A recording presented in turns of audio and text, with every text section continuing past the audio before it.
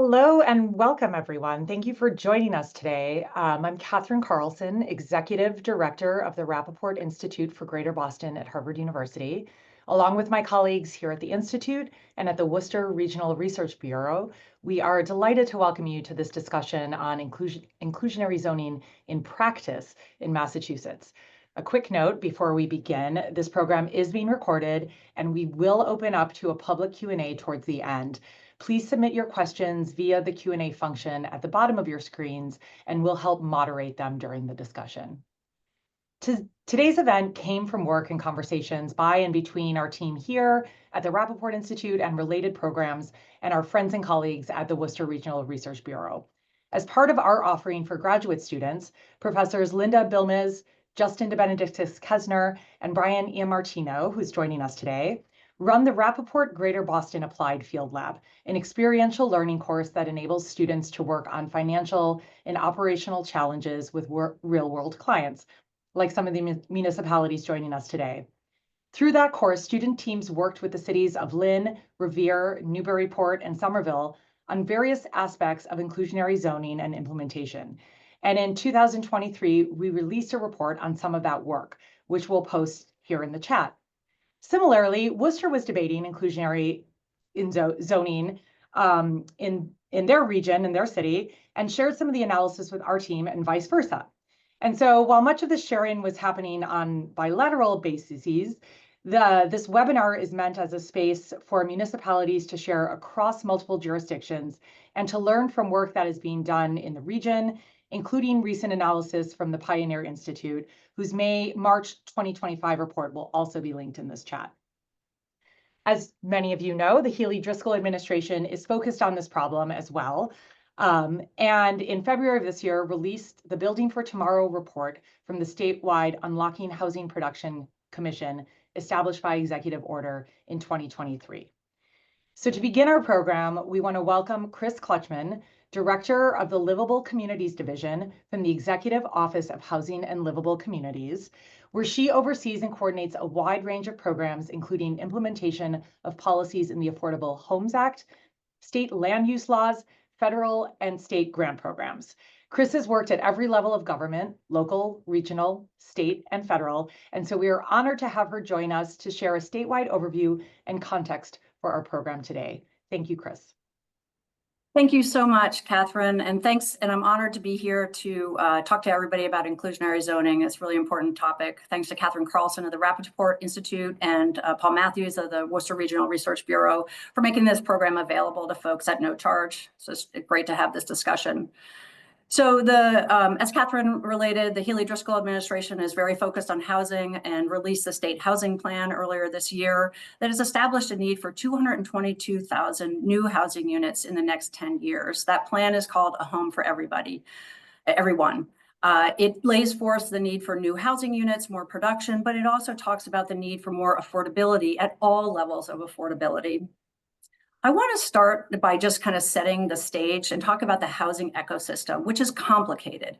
The housing ecosystem includes all sorts of housing units, accessory dwelling units, housing for residents with special needs, emergency shelters for the unhoused, public housing, where we have over 242 housing authorities providing housing for our very most vulnerable populations. We have affordable housing that's developed with state tax credits and other subsidies, mixed income developments that come to local governments through the 40B or comprehensive permit process, market rate development and that are developing more missing middle housing. And as I've mentioned, we have a variety of actors in housing. Local governments play a key role. Developers, property owners who have to decide that they want to convert their properties, community development corporations that are building a lot of our affordable housing, and along with the state agencies and federal funding. So the housing ecosystem is complex and ever evolving. I want to just start off by saying inclusionary zoning can be an excellent zoning tool to get affordable units and for local governments to increase their subsidized housing inventory. Personally, in the last couple of years, I've gotten more insight into the art and science of inclusionary zoning because in implementing the MBTA Communities Law, we've developed a process to review economic feasibility analyses for communities that wanted to do deeper affordability, deeper than 10% of units being required to be affordable, or deeper than 80% of area median income. And so we've had about 30 economic feasibility analysis that we've looked at. Almost all of them we've approved, but it's given me some real insight into the complexities of inclusionary zoning. So I'm going to share a couple helpful hints, what I hope are helpful hints for everybody as you think if you have inclusionary zoning or if you don't have inclusionary zoning and you're thinking about establishing it. First of all, inclusionary zoning should be specific to the micro markets that we have here in Massachusetts. For example, land values and market rents and sales are very different from Cambridge to Pittsfield. Inclusionary zoning in Lynn is different from inclusionary zoning in Sudbury, which is different from inclusionary zoning in Amherst. And in some communities, in some cities, you may have micro markets within one community where you have different levels of sales. 2, carefully consider how inclusionary zoning affordability requirements might affect the feasibility of projects. As I've mentioned, this is not easy. It really is an art and a science. So I'm recommending that you work with consultants and other subject matter experts to evaluate and consider multiple factors. Land values, the local rental and sales market, availability of lots of certain sizes that you're including in inclusionary zoning areas where IZ might be applied. I'm sorry, I'm going to slip into saying IZ because, you know, I'm a zoning nerd and I use a lot of acronyms. But also you need to think about what's a reasonable rate of return for the developer. And will you have a flat inclusionary zoning requirement, or will you have a more complicated system where you're tiering based on the size of a project? Another helpful hint, it's especially important to select an appropriate number of units that will trigger inclusionary zoning. The size of projects is very important in inclusionary zoning. Are you going to choose projects that are 10 units or more, 15 units or more? If you're looking at fewer than 10 units to trigger inclusionary zoning, I would ask you to think very carefully about that because those are very small projects and inclusionary zoning may inhibit the feasibility of those projects. All of the factors in inclusionary zoning, whether, you know, how much density bonus you're giving, what is the trigger amount, what is the number of units that it requires, the percentage of area median income that you're requiring, they all interact together and they should be analyzed together. Review inclusionary zoning requirements often and be prepared to amend zoning. Having worked at the local level here in Massachusetts, I get it. It is difficult to amend zoning. But as you go into inclusionary zoning, you should be alert to the fact that there are factors outside of your municipal laws that will affect housing feasibility. For example, interest rates can increase dramatically, as we've seen in the last couple of years. The price of lumber may change. Labor rates may change as well. So while approving zoning amendments is difficult, I would suggest to folks that as you're developing or amending inclusionary zoning, make sure your policymakers know that you may come back to them to update inclusionary zoning over time. Make sure that local zoning includes text that requires the inclusion affordable units to be included in the subsidized housing inventory. This is important. You need to have those to benefit your community. You want to have those units on your subsidized housing inventory. You want to get credit for those. But communities also need to recognize that that takes work. There needs to be somebody who is going to review lotteries, who's going to monitor those affordable units over time, certifying incomes. So there's lots of ways that we can talk more about how to do that, but that's an important realization in your zoning bylaw. And finally, I just leave you with the advice to recognize that best practices should be paired with inclusionary zoning to increase affordable units. That is to say, inclusionary zoning shouldn't be the only way that you're thinking about affordability in your community.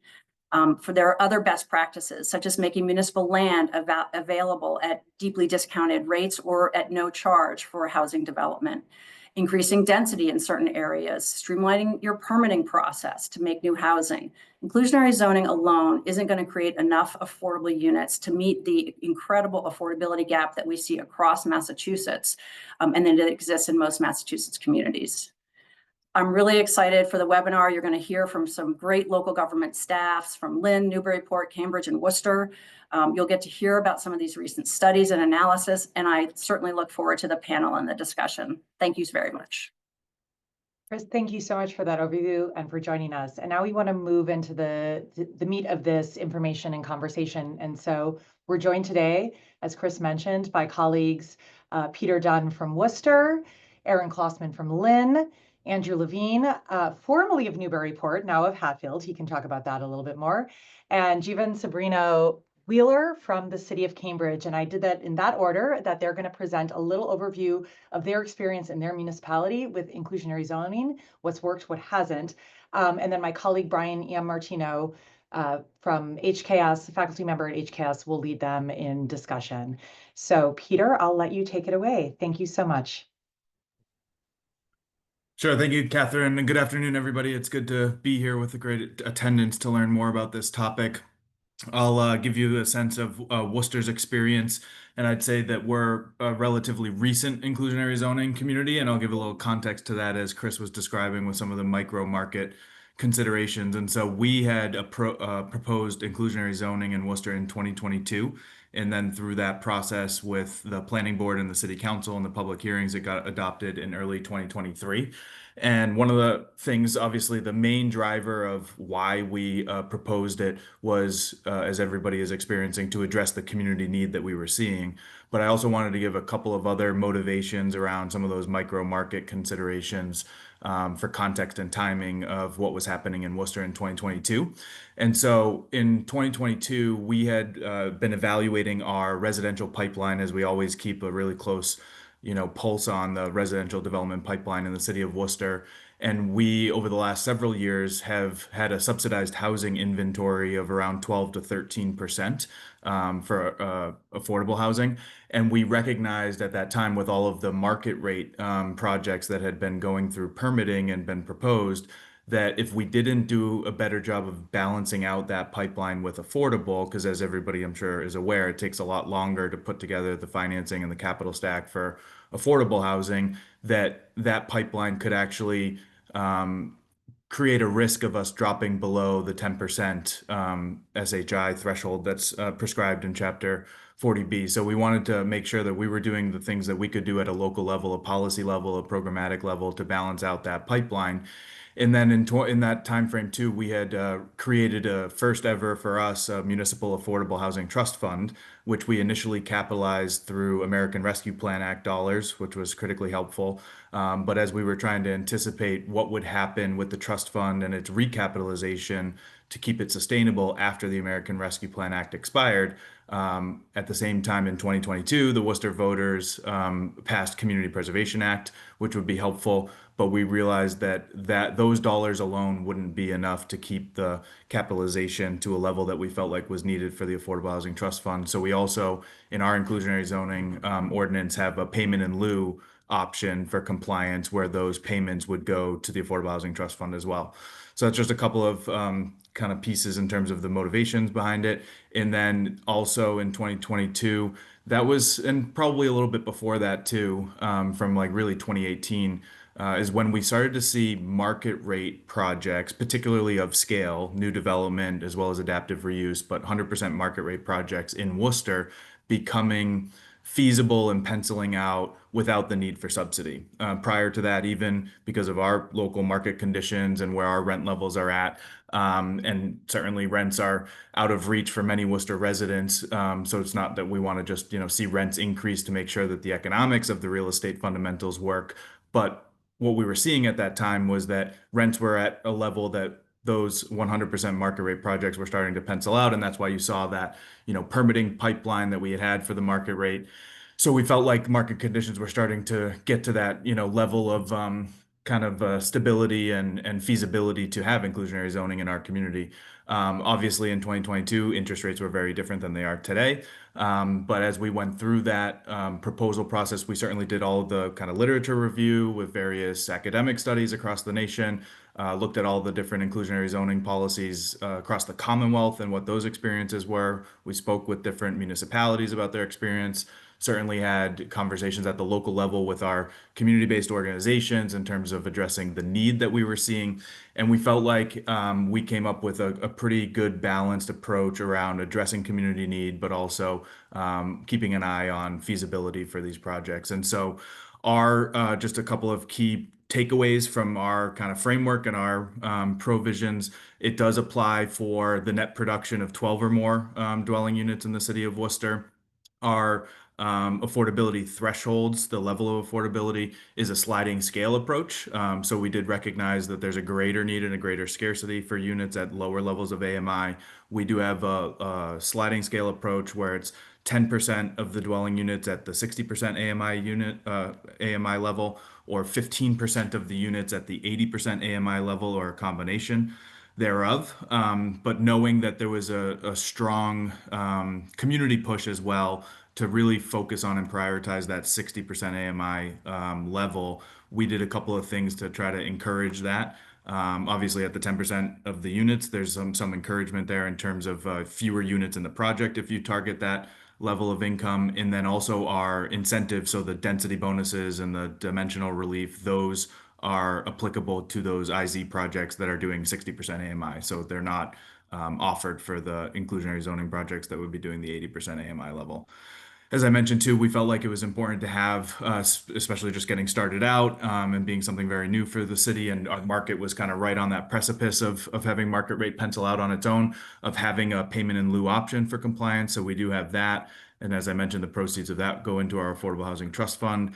And then, some of the other kind of other aspects that I won't get into a lot of the detail, but just like the length of it, the 30 years, at least 30 years or more on the preservation of that affordability, and some of the considerations that I'm sure everybody's seen around like the comparability of affordable units with the market rate units in the project and all of that. So it's kind of like, just some of the basics about the framework that we have in Worcester. It is still pretty new, even though it was adopted about 2 years ago.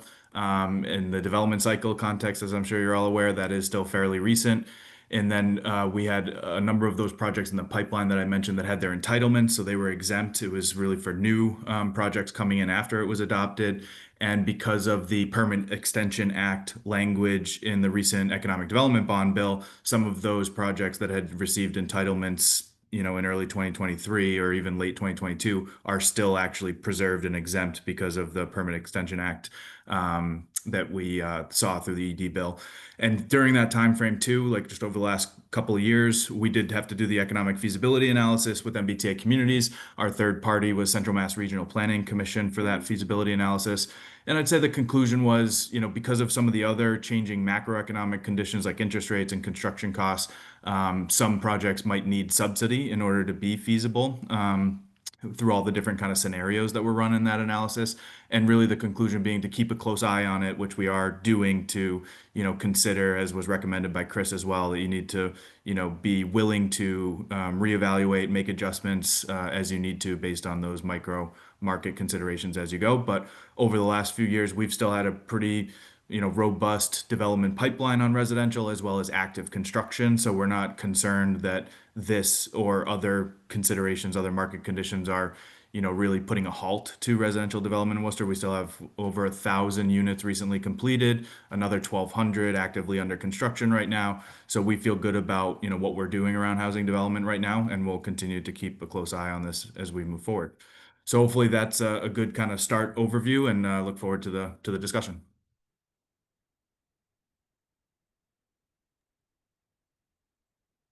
So I'm Aaron Clausen, the principal planner for the city of Lynn. And I'll just say that some of the experience that Peter just shared with you all is similar to ours in Lynn. We adopted our inclusionary zoning ordinance in 2022 at the very end of that year. And I'll give you a little bit more detail in just a moment on the affordability requirements that were baked into that. But just to provide a little background, in 2021, the city adopted Housing Lynn, which is our housing production plan, written in collaboration with MAPC and the Lynn Housing and Neighborhood Development, Lynn Housing Authority Neighborhood Development, Elhan, who is our lead housing sort of developer in the city and partner with the work we do. In that plan, a range of policies were identified to help deliver more affordable housing across a range of income levels and housing typologies. Many of the tools that Peter mentioned, like Affordable Housing Trust, were identified. Identifying public land that we could put out to bid or RFP that set criteria that would favor projects providing affordable housing units. And ultimately, the objective was, where the goals of that plan was to deliver a goal of 15% of new housing production in the city be affordably restricted, and across from all the way down to very low at 30% AMI to 80% AMI. That's area median income. Apologize for using too many acronyms, but I'm sure they're going to be coming your way. One of the things that was identified and a key element in the housing production plan in Housing Lynn that carries through to our IZ ordinance and in other policies is that the city of Lynn, as you may know, is in the Boston metro region, the MSA, and our income levels are sort of wrapped into what the median income is for the region. At the time of Housing Lynn, Boston Metro's median income was around 120,000 a year. The median income in Lynn was around 60,000. And so really it identified in the community, made known, and a lot of housing advocates, a lot of individuals associated with that engagement process, that we really should be making sure we're targeting our policies that benefit Lynn residents. And whether it's the IZ, whether it's funding through the Housing Trust or what have you. So that really helped frame our thinking around inclusionary zoning ordinance. So as soon as that was adopted in 21, we embarked on drafting an inclusionary zoning ordinance.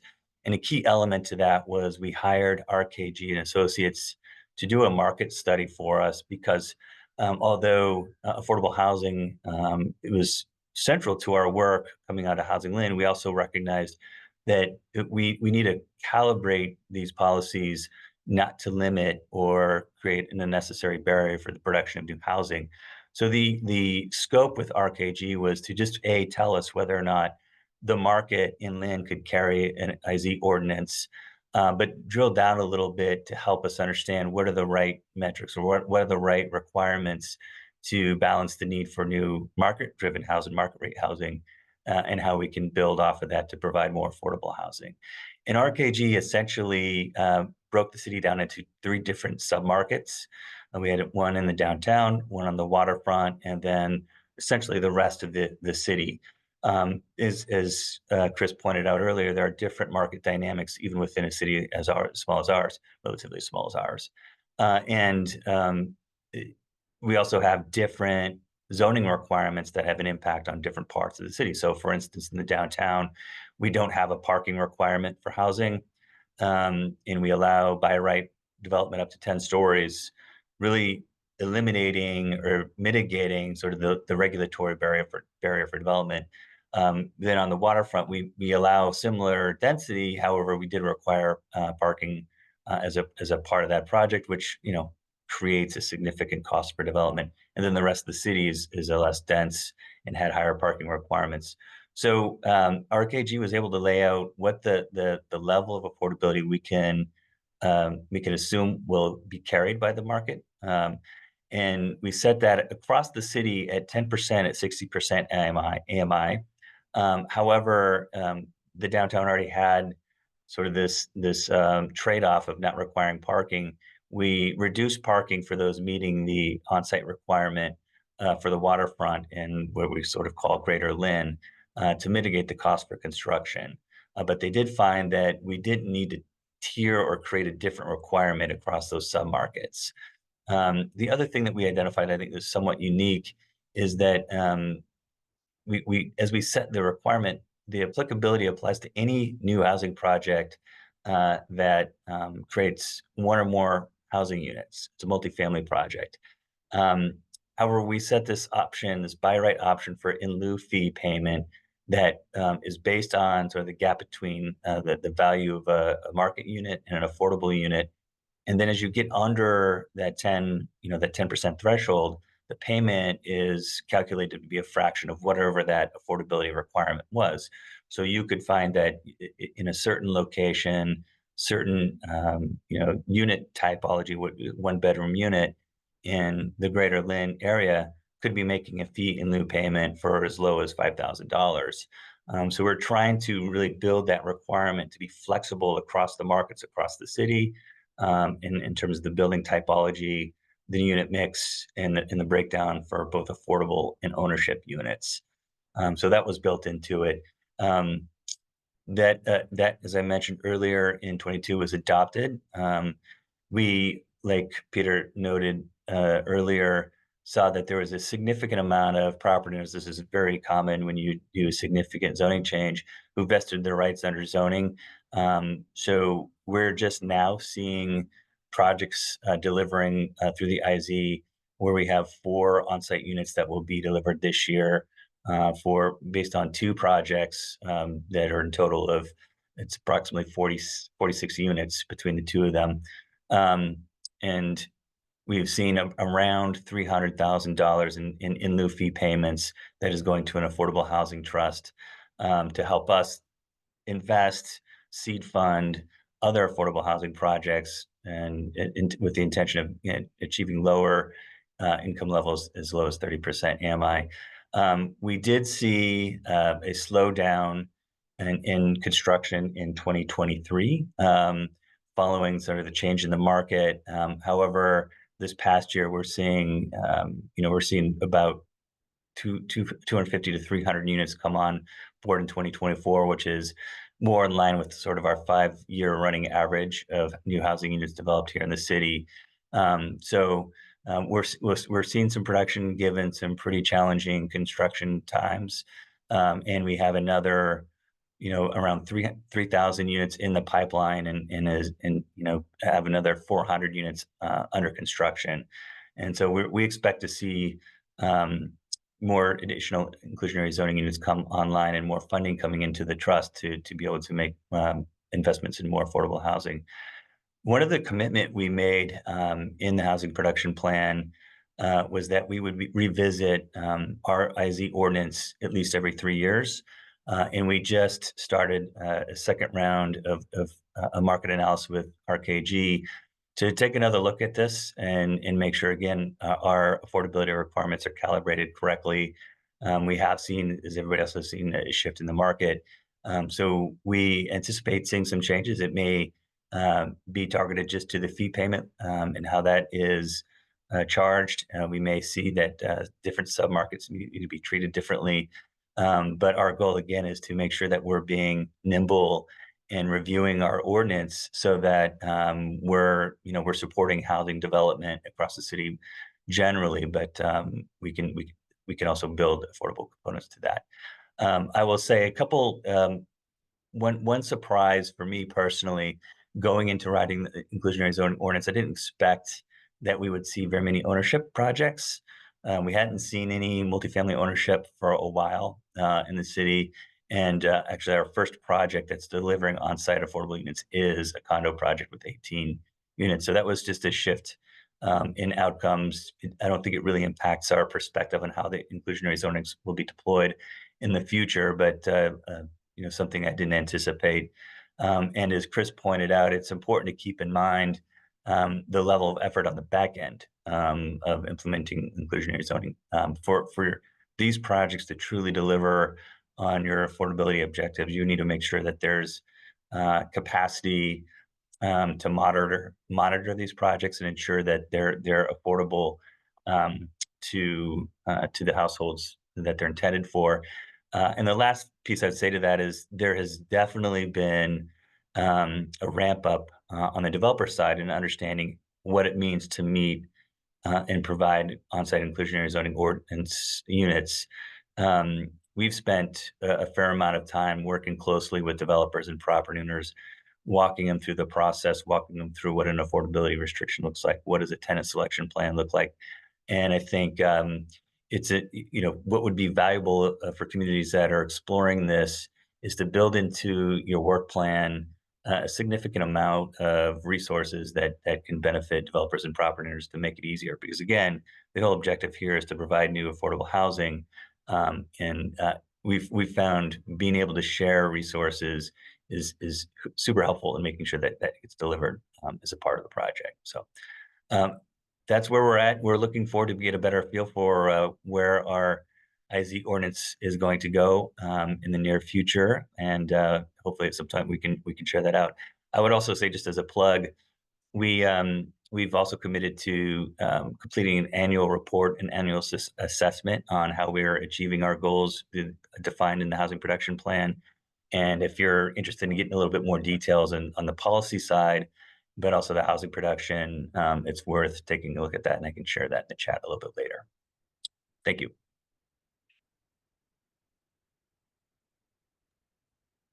Well, good afternoon, everybody. I'm up next. My name's Andrew Levine. I'm the current town administrator in the town of Hatfield, Massachusetts. If you're wondering where's Hatfield, Massachusetts, that's okay to ask. We are in Western Mass, just north of Northampton, Mass, just across the river from Amherst, which got a shout out earlier. I think the needs of Hatfield, Massachusetts, when it comes to housing would be the subject of another webinar, so I won't be going into that too much today. But I'm here today because of my work in Newburyport, where I served as chief of staff from 2022 through just November of last year. And I'm very lucky that during my municipal career so far, I've already twice gotten to work with the Greater Boston Applied Field Lab. Absolutely love working with those teams. We had a great experience in Billerica, where I was working previously, and then also got to work with an excellent team in Newburyport, which was doing some really cool work for us, looking at some potential considerations of redevelopment in one of our main corridors of town outside of the historic downtown. So I want to give you a little bit about my experience with inclusionary zoning in Newburyport. I'm coming from a different place from Peter and Aaron, because we already had inclusionary zoning when I came to the city. It had been installed in 2017. So I was dealing a bit more of looking at what it looked like 6-7 years in, and what it meant for our efforts to try to deal with the housing crisis and creating more housing in Newburyport. And looking at where it did and maybe didn't make a difference for us, I think is maybe an interesting thing to explore here. So just a quick introduction to Newburyport. Geography, it's about an hour north of Boston. It's the second municipality over from the New Hampshire line. We have around 18,000 people who live there. So we're talking about a small city on the North Shore. When it comes to its economy, it's a net job importer. It has a pretty busy downtown for its size, and also a pretty well-off industrial park. So it's bringing in jobs from the surrounding more residential communities, but it also can function as a bedroom community for folks looking to get into Boston. We have the MBTA commuter rail, hour drive into Boston. It has really amazing historical, cultural, and environmental assets. It's a walkable downtown, really great place to live and raise a family. It does have a more blue-collar history, shipbuilding past, but it's rapidly became a little wealthier. And we typically hover around 8 to 10% on our SHI, our subsidized housing inventory. So typically below the state's mandated 10%. When inclusionary zoning was voted on, we were closer to 6 or 7%, and it's grown over time, mostly due to a couple of big projects that we'll talk about. So when inclusionary zoning was voted in 2017, it came after the city's 2013 housing production plan. That plan did list inclusionary zoning as a goal for the city. And the goals that are stated in the ordinance that was passed include trying to maintain an economically mixed community. And there's a lot of really good goals about making sure that all sorts of different folks can live in Newburyport. But it also does specifically talk about trying to ward off some of the effects that can be seen through an overgrowth of market rate development, which is interesting to read now after all that's been said by Peter and Aaron and others about the balance that you need to be striking in trying not to essentially scare away market rate development. As someone who knows a lot of the city councilors who voted for this at the time, you can look through and see what would have appealed to different folks who voted for this. Where on a city council that often includes divisions between folks who are really trying to prioritize affordable housing and some others who are trying to prioritize getting a little more local control over potential development. So that's an interesting lens to view it from. So the specifics of the inclusionary zoning that came through in Newburyport, it applies to projects with 6 units or greater. So rather than the 10 or 12 that we talked about earlier, that's a pretty low threshold. And it requires 12% affordable housing. 12% of units should be affordable for any project 6 units or greater. For ownership, it's 80% of the AMI, rental 60% of AMI. So it's a pretty low AMI threshold as well, 60% for the rentals.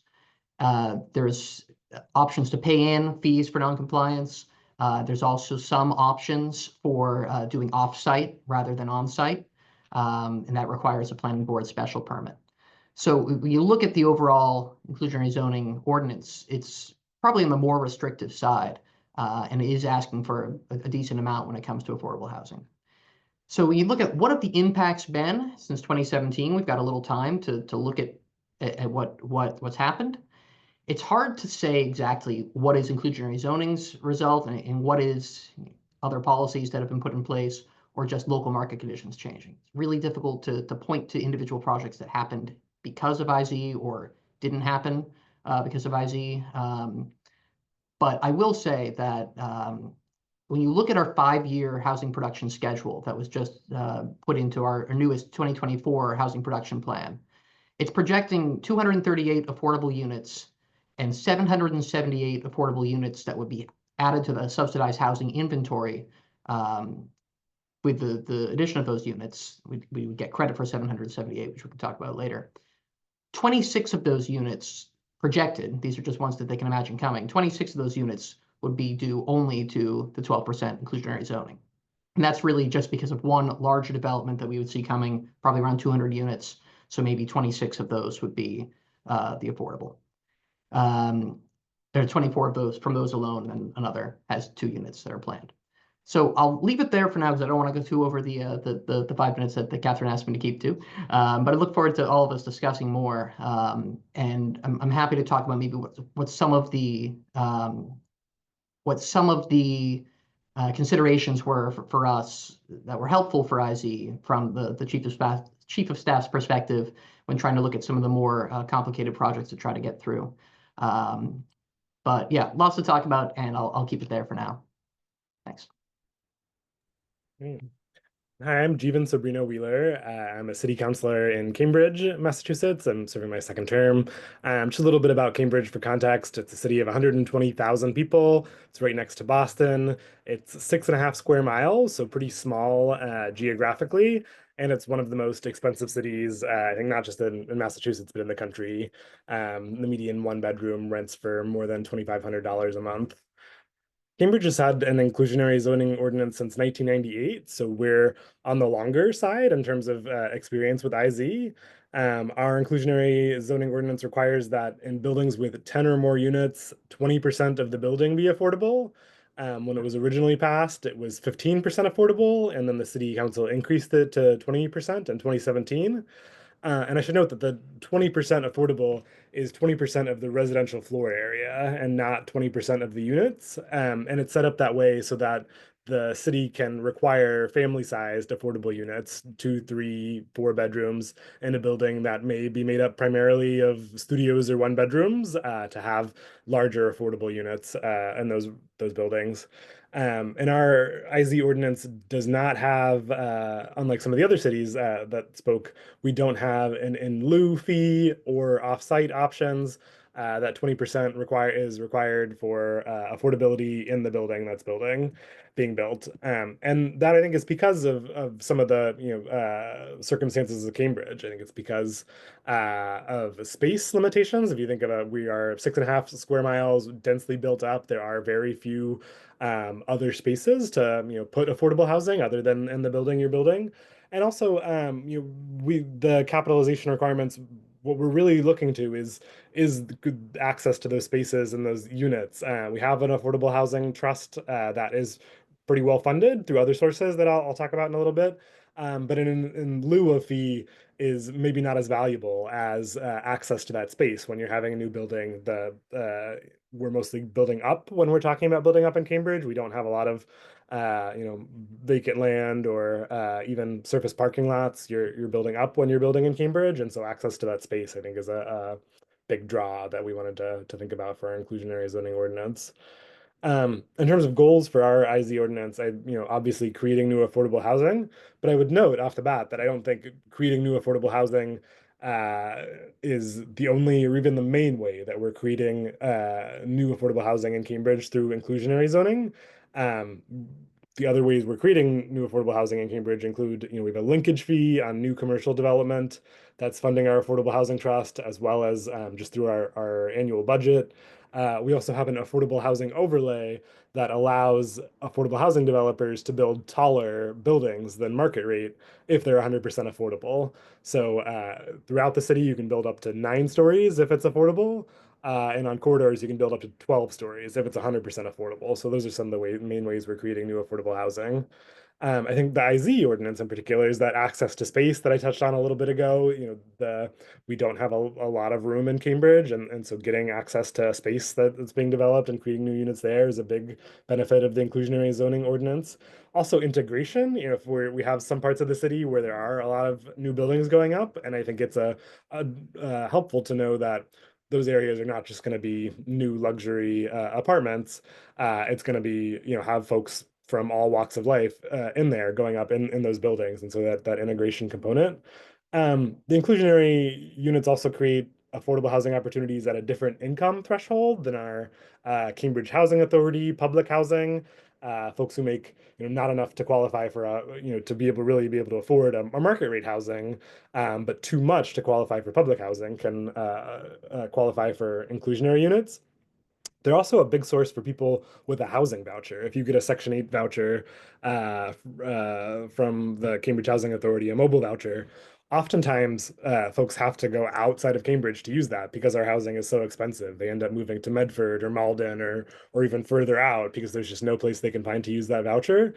The inclusionary units provide an opportunity for folks to use that voucher because the rents are lower in the inclusionary units. And at our last count, it's something like 50% of inclusionary units had a resident with a voucher living in those inclusionary units. And then I think one of the other maybe underappreciated goals of inclusionary zoning is building support for the creation of new housing citywide and for zoning reform. We did a big citywide zoning overhaul this year. We just passed in the past couple months. It's going to allow 6 stories of housing citywide in Cambridge.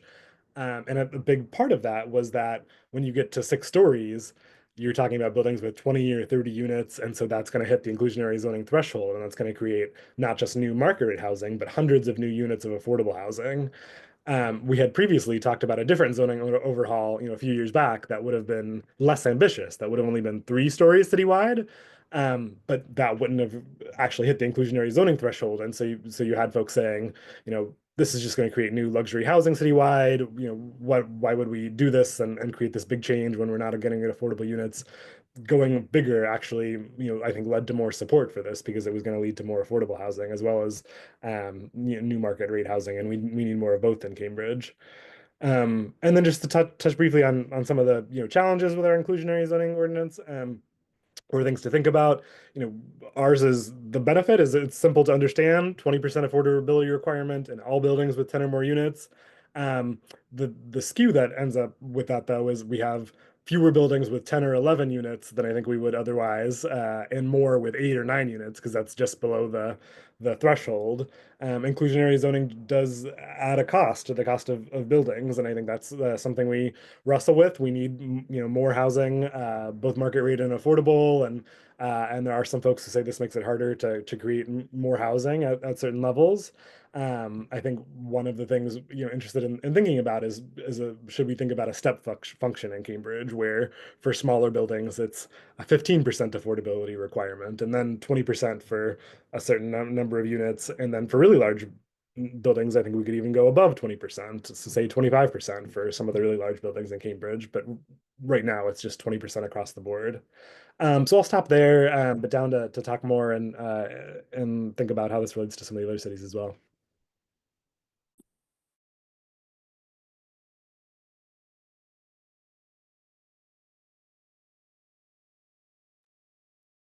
Well, thank you all. Brian Amortino here.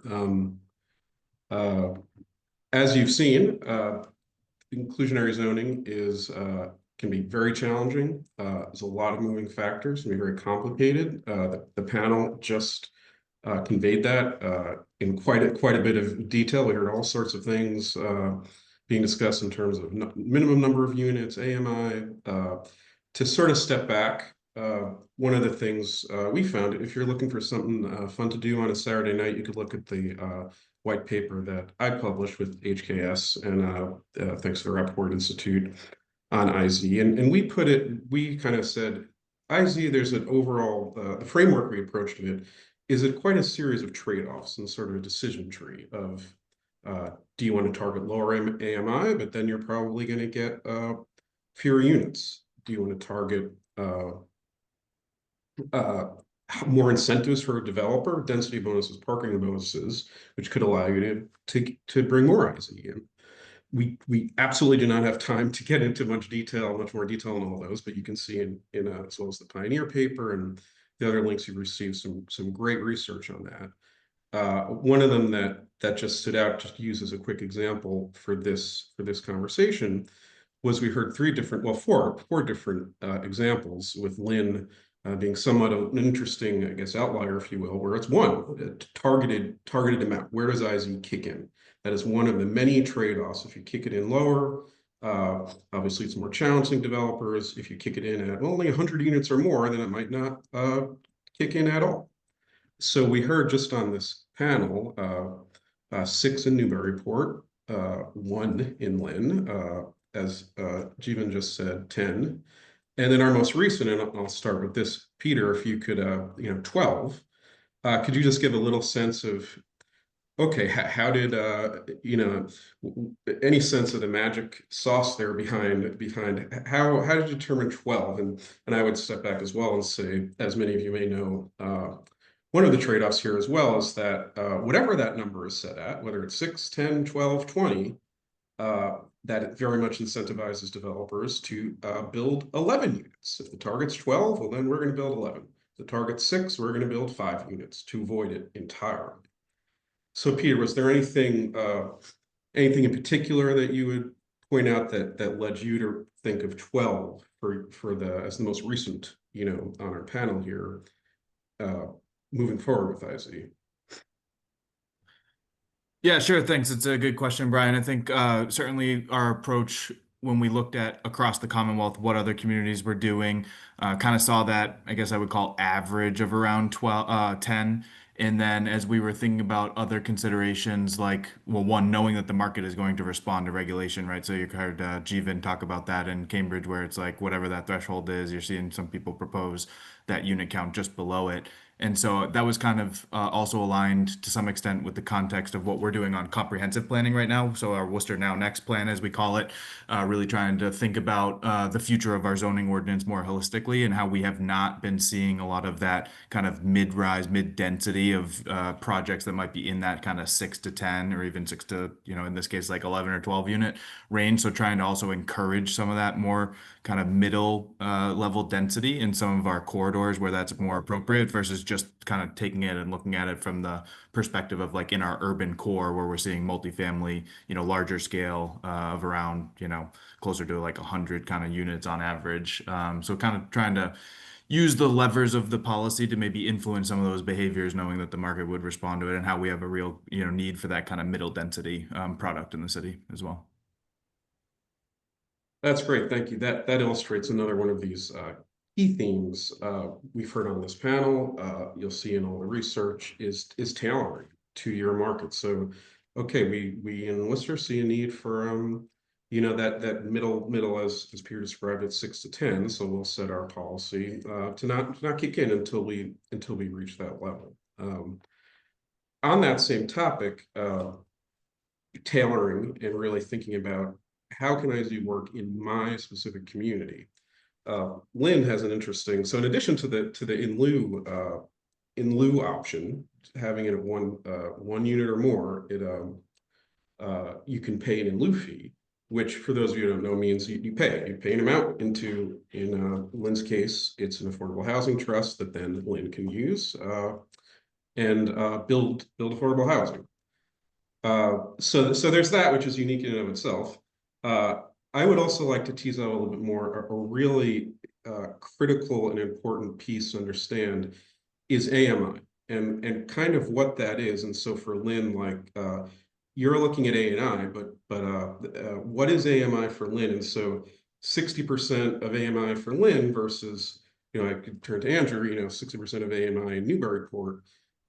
Two different things. It's how AMI is defined has a big impact on this, and it's sort of out of the city's control. So Aaron, could you speak to that a little bit more detail about how you approach that challenge? Yeah, Brian. Thank you. That's a critical aspect of the baseline thinking we had to consider in drafting this. As I'd mentioned earlier, median income in Lynn was close to half of what the median income in Boston metro region was. If we were to set our IZ requirement at 80% AMI, those new units coming online would be at a higher rent than a lot of our market rate units across the city. So, maybe down the line we would see Because, some and just to benefit. clarify, so because the way it works, at least current, is you have to use the greater area AMI. So when you're thinking about your IZ policy, you know your AMI in Lynn, but that's not the percentage. It's not 60% of AMI just in Lynn. So Right. sorry, I didn't mean to interrupt, but just to give that overall No, it's context. So important. you're using, right, a Boston kind of high income AMI as your sort of numerator, whatever the right word is, and then applying the percentage to that. So yeah, so if you want to continue from there. Right, exactly. We need to consider the region just from a regulatory perspective, because that's where the income levels are determined. And the second component of that, as I mentioned earlier, the median income for lenders are much lower. So we wanted to make sure that we're encouraging and incenting affordable units through IZ that would benefit a broader proportion of Lynn households. So that was a key consideration of why we pushed it down to 60% AMI, is to try to really capture a broader set of households in Lynn that need affordable housing. And instead of looking for a larger number of units that would be affordable through the EIZ, looking for a smaller percentage of new units coming online at a lower AMI level. The second component of that is we sort of recognize that there's a need to sort of encourage and bring new affordable housing units mixed with new development. So in new market rate housing, as Jim and Mo mentioned earlier, it's oftentimes hard to find opportunities for affordable housing construction. So that's important to make sure that you're building opportunities in new projects as they're coming online.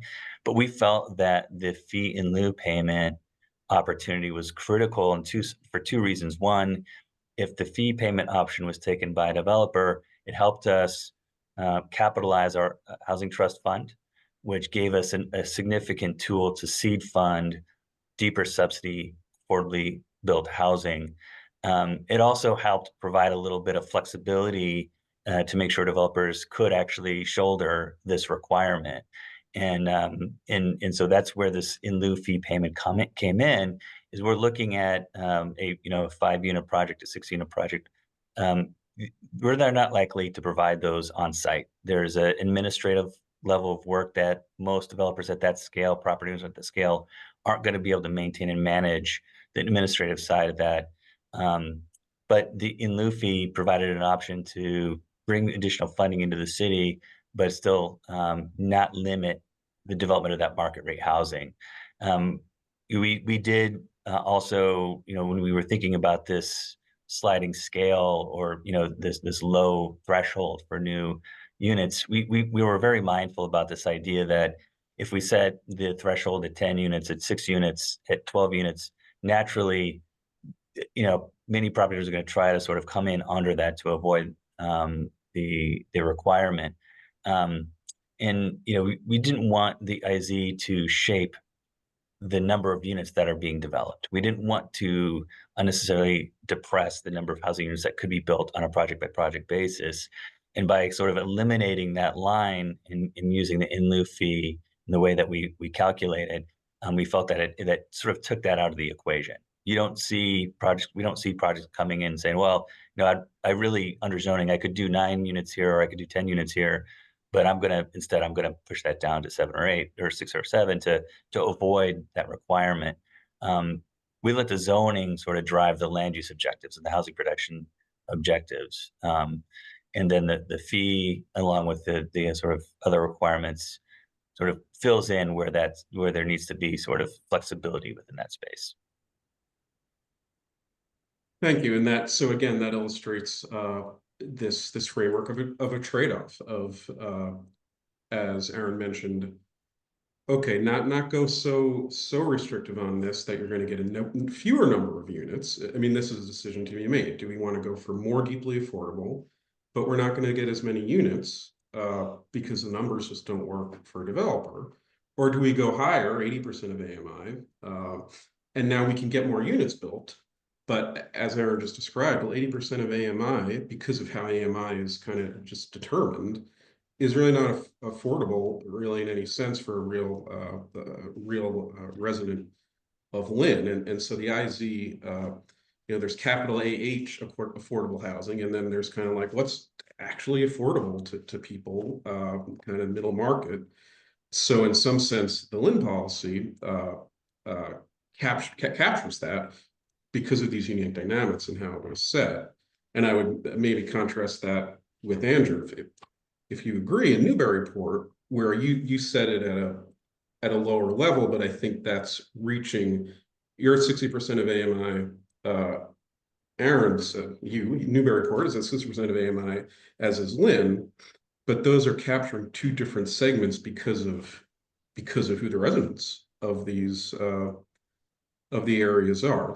Does that, Andrew, does that kind of? Yeah, it's a totally fair question. I think if you look at it just matching what the median household income is and then what AMI is, Newburyport's somewhat fortunate that they're kind of similar in some ways. However, that doesn't necessarily help the folks who would like to live here and are still below, way below what those thresholds would look like for them to be able to move here. So, I mean, I remember in one of the larger projects that was able to come to fruition, not because of IZ, but mostly because of adoption of a 40R smart growth district, which has been an excellent tool for Newburyport, has included 25% affordable units in each of the buildings.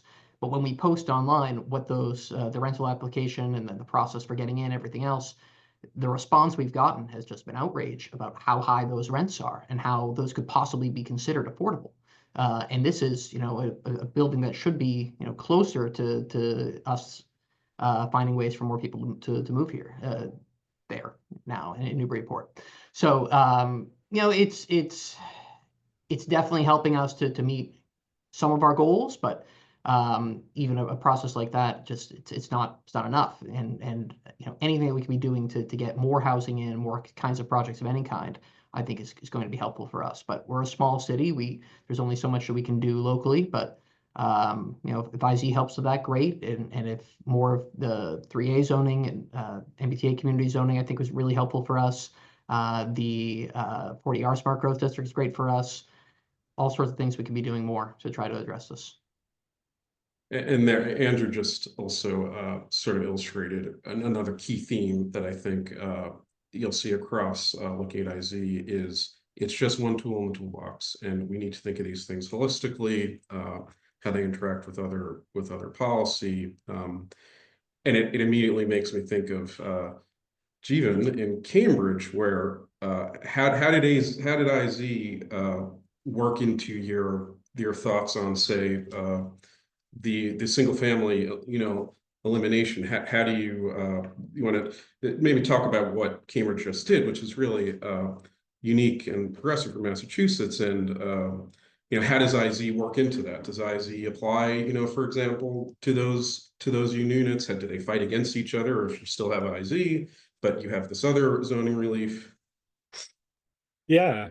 A little context on our zoning before. I think before we passed this zoning overhaul, Cambridge had a few parts of the city that were as this zoned single family only or single and two family. And then there are other parts like Cambridgeport, where I live, that technically allowed up to 3 stories, but because of setback requirements, minimum lot sizes and pieces, it was really hard to build, even new triple decker units that were on paper allowed. The neighborhood has plenty of them, but just because of down zonings that happened over time, it was a lot easier to build a large single family home than it was to build a 3-unit, 6-unit apartment building. The city, after a year of discussion, had this zoning hall that it's set up to 6 stories citywide. The way it was actually structured is it's allow 4 stories citywide, and then 2 additional stories if you provide affordable housing. So it kicks in, our inclusionary zoning ordinance kicks in above 10 units at 4 stories. You're not generally below that threshold. So 4 stories is, you can go up to 4 stories market rate, and then you get an additional 2 stories if you can provide affordable housing as part of that. And those 6-story buildings are in the zoning ordinance only allowed on lots of 5,000 or more square feet. So there's, some nuance to it. But all that to say, I think it was a big driver to this inclusionary housing zoning ordinance. We know we need both more market rate and more affordable housing, but there is, just a skepticism sometimes about, market rate housing in particular, and and about all development. What are the impacts going to be? What's the construction impact going to be? Is this going to lead to a big building next to my little single family house? And the fact that especially the larger buildings are going to have affordable units in them, including in parts of the city that were previously zoned single family only, where there is very little affordable housing in parts of the city that was currently single family only. That if we do have a larger building going up there, it's going to have more affordability. It's going to provide more integration in that neighborhood, going to provide more opportunities for folks who grew up in Cambridge, who would otherwise not be able to afford to keep living in the city because of those affordable units. All those, I think, was a big driver of the fact that we were ultimately able to pass this zoning reform. It was a 8-1 on the city council, so a pretty overwhelming support. And that doesn't mean there wasn't plenty of questions and concerns in the community, but I think inclusionary zoning was a big part of how we were able to ultimately do it. Yeah, so you see in these, we can see here these trade-offs. I refer to them as pulling different levers. So, do we pull the affordability lever? Do we pull the density lever? So we'll give you another 2 stories. That's very profitable adds a lot to the developers' bottom line. So which levers do you pull? How do you pull them?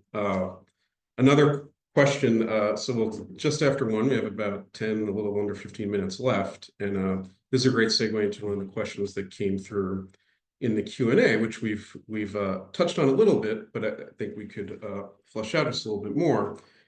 So the exact question reads: Are there any examples of IZ ordinances that stipulate a minimum initial minimum percentages for perhaps the first 3 to 5 years, and periodic reviews and potential adjustments? And so we did kind of answer that in some sense with Peter. I believe it was Peter and Aaron talking mostly about these reviews. With Peter, it sounds like it was in Worcester, it was specifically written into the, or sorry, maybe it was Aaron, specifically written into the ordinance. But either way, whether it's written in or not, I think it raises a good question of, for me, these reviews, kind of, what are you reviewing? Is it purely number of units that were delivered of affordable, within IZ? Is it looking at the whole context? Is it looking at the macro market as well? So I know, Aaron, you said you had one, I think you're in the process of, and then Peter, I think you have one that might be coming out. Maybe start with Aaron. I believe you said you're in the process of one of these, like a review right now. Yeah, so what is that? What are you reviewing? In a nutshell. Yeah, so there's two different assessments that we do. One is an annual assessment that looks more at just the production, housing production outcomes that you mentioned, Brian. So how many units that are being built in the pipeline that are market units, how many of those are IZ units and affordable. So we get an annual sort of assessment of how we're doing in terms of housing production. There's a policy component to that as well. But the assessment that we just started is a complete market feasibility analysis of the city. So we're reviewing that report that RKG did initially, again, to look at to have a better sense of how the current conditions of the housing and construction market are, again, to make sure that we have a requirement that's not creating a barrier for housing development. And so depending on how that report comes out, we may make some changes to what the requirements are. We may see that we need to push down from 10% to 8%. We may need to look at the submarkets differently. We may need to look at that tiering mentioned earlier, where smaller multifamily units have a much lower threshold, where 300 unit plus have a higher threshold. And that analysis is to help us calibrate this correctly as it goes, because everybody knows here that the construction and housing market is going to continually shift. I will say to the question though, we would not sort of look back and adjust an existing project that's been delivered and has an affordability restriction already tied to it. So say, for example, hypothetically, you had a 20-unit project go through, they have 2 on-site units, they comply with the current IZ ordinance. If we make any adjustments, we're not going to go back and adjust those requirements in the past and reduce what was required, so that there's a possibility that one of those on-site units could become market. Those projects were built in a different sort of market. They were feasible and were developed and delivered in a different market, so they can continue to carry that restriction. But what we will do with this analysis is look to make any adjustments to those requirements, whether again it's the affordability levels, the applicability level, tiering, other sort of offsets that could help support development, and make those adjustments for projects going forward. So it really is, in the interest of time, Peter, I will turn to you as well. It's a holistic approach, and I do not mean this in any sort of disparaging way. Or part of the question of IZ is you need experts, you need consultants. So we've heard a few mentioned who are out there doing this work. Sometimes it's a great team of HKS students, but there's a real amount of expertise, of market knowledge needs to go into this. So there is this industry of consultants feeding into these calculations and these decisions, which, as we all know, in many parts of government can be a little bit controversial. But I'll turn to one more that this is one of the last questions that came in. It's from an anonymous attendee, which I like, because when you hear the question, so the root cause of housing costs is ultimately a lack of supply. How would you respond to the argument that IZ policies limit the production of more market rate supply, could actually increase housing costs in the long term? So there you go. For me, that's sort of the biggest pushback that I have heard about IZ, is that it's just going to destroy, we want new housing. Let's just get as much housing as we can. So maybe actually, so our esteemed sort of keynote start at the end from EOHLC, Chris, maybe unless one of the panelists would like to jump in, I'm sure you have your own thoughts, but Chris also could speak of that as a higher level, and also wrap in, there's been talk about TOD and 40R, like how all these tools might come together. So respond to our skeptic, our IZ skeptic. Sure, Brian. And again, this was part of the MBTA Communities Law, which was a law about removing zoning barriers from producing multifamily housing. And we actually amended the regulations to allow for an increased level of affordability. Right off the bat, we said that 10% of the units at 80% of AMI, which essentially holds municipalities harmless from any increases in units for their SHI denominator. To remind people, the SHI denominator gets reevaluated every decennial census. So the next SHI change will be in approximately 2031, 2032. But communities are concerned about that. And so there's kind of this baseline of inclusionary zoning, which seems, from my experience, seems rather acceptable to the development community. What I really enjoyed hearing about today is all of the detail and thoughtful look, going back and reanalyzing, making sure that you're thinking about the right triggers to make sure that you're not making projects infeasible. And for Andrew, who came into Newburyport, where you had 6 units and you're really kind of trying to really figure out what was the right thing. So again, I think all of the best practices that we've heard about today, work with subject matter experts, consider how all of the factors work together, and to make sure that you're not precluding, development and feasibility. Make sure, if you have density bonuses, like, the city of Cambridge's new zoning, which says you can do 4 stories, but if you want to do affordable, you can get 2 more stories.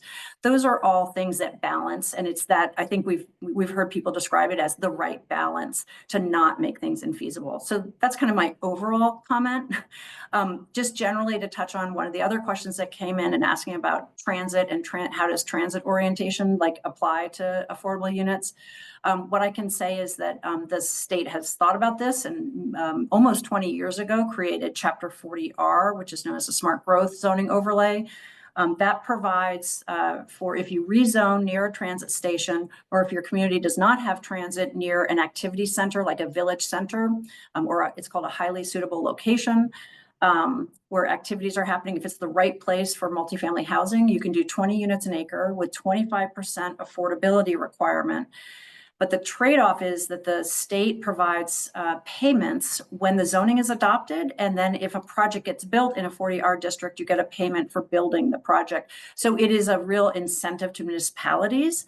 And sometimes municipalities are working with their developer with those payments to kind of, make a project right. So that's how, like from the state perspective, we think about affordability and transit-oriented developments. And I'm happy to hear from others about how the balance does not affect feasibility of development.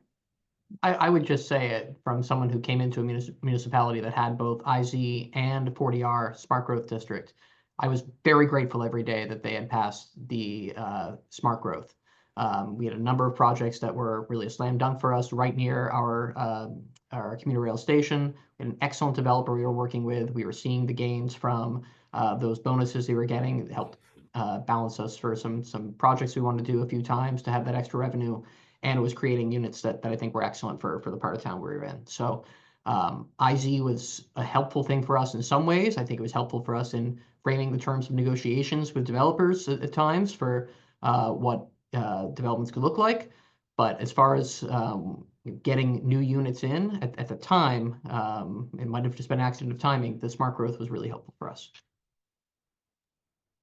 I can comment a little bit on the couple of topics there. So as it relates to the supply kind of effect, certainly there's different schools of thought or different levels of skepticism on the kind of overall supply effect on a market, especially depending on the size of that market. But I think we're seeing some of that prove out a little bit in Austin. You have a very hot housing market that, because of the amount of housing production that they've created over the last few years, particularly I think on the market rate side of things as well, you've seen rents actually come down over the last year there. So I am a personal believer that the supply effect is real and that we need to continue to create housing at all levels.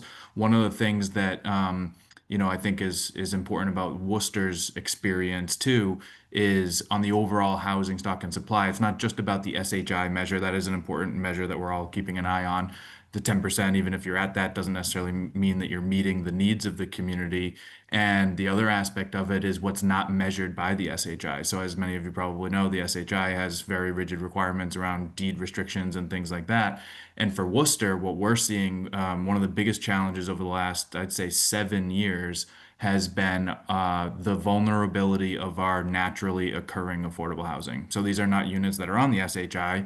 These are not deed restricted units. They're not, regulating, the income qualification of who's living there. But I think Brian was kind of mentioning this, like at the end of the day, is it affordable for your residents? We've had great, I think, naturally occurring affordable housing stock, particularly in our three-deckers, that has been very vulnerable as Worcester has become more attractive to multifamily investors because Boston's so crowded and congested. And, we're seeing three-deckers, what they're, acquiring for now is pretty different than it was 7 years ago, and that's resulting in rent increases or no fault evictions and things like that. So there's a lot of different, obviously, policy strategies, programs, supports for tenants and things like that we're working on across the ecosystem, but wanted to make sure that we mention that concept at least about the role that naturally occurring affordable housing plays. And for us too, one of the things that we've seen that we've tried to do to the point about like trying to, at the end of the day, be public-private partnerships and get projects done. We've had a few projects that were entitled and permitted before inclusionary zoning, but because those returns on 100% market rate were still below, expectations for different sources of capital, they had come to us and said, we need some help here. Can we talk about HDIP? Can we talk about different things, local tax increment exemptions? And so we've been successful in negotiating, okay, well, we love this project. We want to see the housing created. One of it is a very much transit-oriented development right near Union Station that was intended to be 100% market rate. And we said, well, why don't we work together on a tax increment exemption, but in exchange for us doing that and helping there, we need to see 10% of those units at the 60% AMI level. That's recently closed. It's going to get into construction. And it's a very large project. It's 360 units. So that's 36 units that are going to be 60% AMI, deed restricted for our community. When you think about what that would cost in public subsidy to create somewhere else, even if it was just a standalone 36 unit affordable project, it'd take 3 or 4 years to put together, millions of dollars, and different subsidies at different levels. And we're going to be able to do that with a pretty modest tax increment exemption plan. I think that's like a wise, way to just be working together as partners across public and private sector to get that stuff done. Yeah, Peter, thank you for lending such an immediate impact and window into what's happening in the city of Worcester. I, of course, am biased. I'm Paul Matthews of the Worcester Regional Research Bureau. My role is to wrap everything up. So I just want to say a very big thank you to Chris, Brian, and all the panelists who have provided such an interesting insight into how IZ is very different across different Massachusetts communities. And I think it's quite clear from the takeaway here that it is just one tool in the toolbox. It is not a solution to affordable housing. And to the point that's gotten made by almost every speaker, it is different in every community. And in many cases, it's different within communities in terms of the micro markets. So we've been tremendously honored at the Research Bureau. It's our 40th year, and we're tremendously honored to work with Catherine and Rappaport on this panel and on other efforts. So I want to thank all of you for sharing your wisdom. I want to thank everyone for giving up their lunch hour as attendees. And I want to let everyone know we recorded this. Catherine and I will now figure out how to make it available, but it will in fact be available. So we will let you know how to access it. And please do make it available for other people looking at inclusionary zoning, because this is going to continue to be a topic that has to be addressed statewide and on a community basis. So I want to thank all of you and wish you a great rest of your day.